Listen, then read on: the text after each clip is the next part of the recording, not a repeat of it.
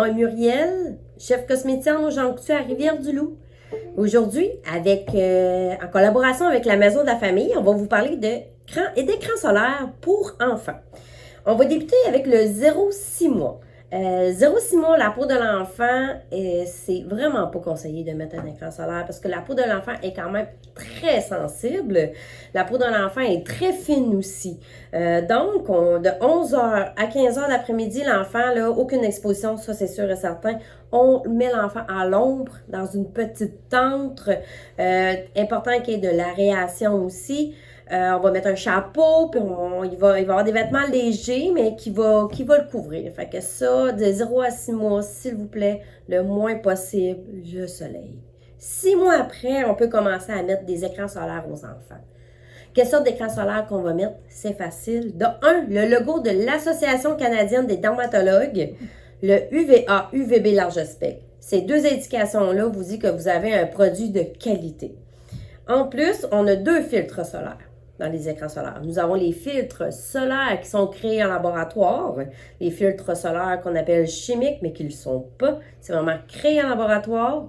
Et on a les filtres solaires qui sont minérales. Minéral, ça, c'est de l'oxyde de zinc avec de l'oxyde de titanium, qui est un zinc, un petit peu comme de la porte d'île qu'on met sur les fesses de bébé.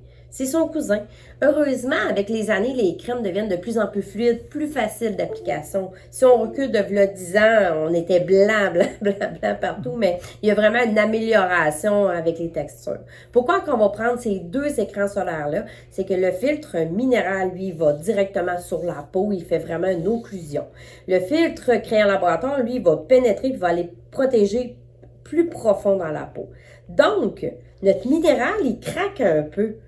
Le filtre solaire peut passer au travers des molécules du minéral qui fait que là, on a un autre filtre solaire en dessous qui va le protéger. Fait que les deux travaillent vraiment en synergie pour une meilleure protection, surtout pour les enfants, parce que la peau est quand même en bas d'un an, on va se le dire. Là. En bas de 6 mois, c'est pire, mais en bas d'un an, elle commence à avoir des défenses, comment je pourrais dire.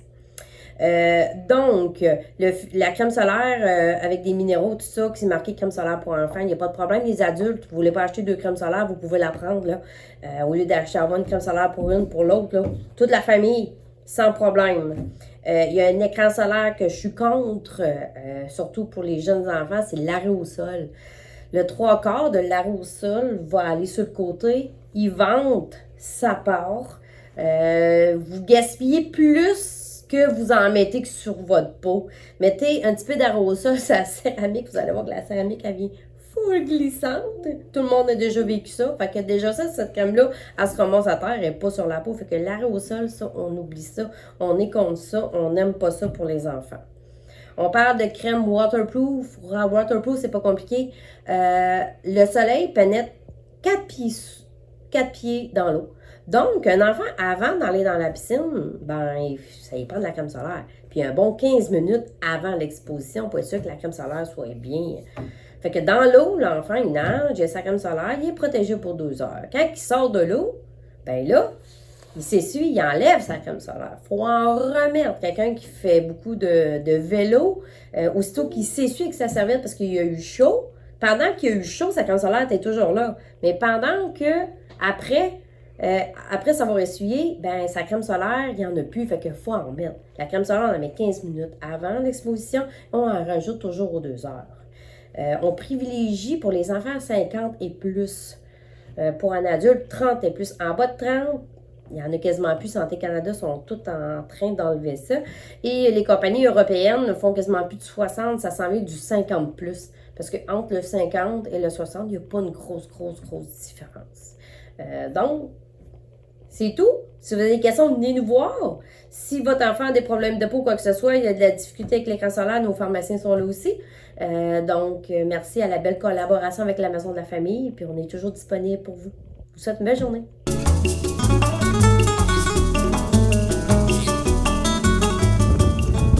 Bonjour tout le monde, bonjour les familles. Je suis présentement dans un beau petit parc, le parc Saint-Marc. Un parc pas très exploité, là. Je suis jamais venue faire un petit tour ici, mais en tout cas, c'est pas mon goût. Merci beaucoup, Madame Muriel Bernatchez, pour les idées pour la crème solaire, parce que vraiment, là, j'ai choisi ma sorte. J'ai mon chapeau, je suis bien crémée, et maintenant, je suis prête pour aller jouer au parc. La plupart des blessures se font dans les chutes, dans le bloc moteur, ou que les enfants ils restent coincés, les vêtements restent coincés dans la structure. Même ça arrive des fois aussi que c'est mal entretenu, qu'il y a des vis qui dépassent ou quoi que ce soit, fait que c'est ça, on aime mieux que ça n'arrive pas en tout cas. Je vous dirais que la première chose à faire quand on arrive dans un parc, ce serait de vérifier l'environnement du parc. On peut vérifier par terre le parc s'il y a des excréments d'animaux, de la vitre cassée. C'est sûr que nos enfants, c'est des petits touches à tout, puis on ne voudrait pas qu'il leur arrive des accidents grâce à ça. Une autre précaution à prendre, ce serait de vérifier les vêtements de nos enfants. Vérifier si les lacets sont bien attachés aussi, pas trop de cordons qui dépassent les manteaux. Puis, ça devrait bien aller avec ça, il y a moins de risques qu'ils restent justement coincés dans le bloc moteur. On est rendu à la structure.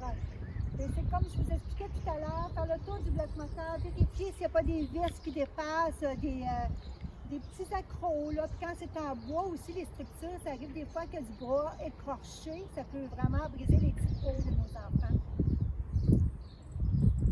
En fait, ce qu'on veut, là, c'est que nos enfants apprennent qu'ils soient autonomes, qu'ils deviennent autonomes, qu'ils aient confiance en eux. On veut leur laisser prendre des risques. Mais jusqu'à quel point leur laisser prendre des risques, c'est ça qu'il faut trouver, il faut doser un peu. Puis en même temps, si on est trop devant notre enfant, on devient surprotecteur. Mais si, par exemple, on l'accompagne dans ses défis, en respectant ses limites, bien sûr, il y a plus de chances qu'ils veulent recommencer leur expérience aussi. Fait qu'on est là pour ça, les accompagner tout au long de leur vie. Ah, j'ai oublié. Tu sais qu'on a des trampolines dans la cour. J'aimerais bien ça que vous irez prendre 2 petites minutes pour aller voir sur le site de Santé Canada. Il y a des très belles recommandations justement pour l'usage de la trampoline. C'est facile pour un enfant de se casser un bras, une jambe en sautant ou en se bousculant avec un ami. L'important, c'est qu'encore là, qu'on soit bienveillant et qu'on les accompagne encore dans toute leur folie. Là. Puis, je vous souhaite une belle été en sécurité dans les parcs. Profitez-en, faites le tour des parcs à Rivière-du-Loup, on en a, c'est des magnifiques parcs. Au plaisir! Bon été en sécurité!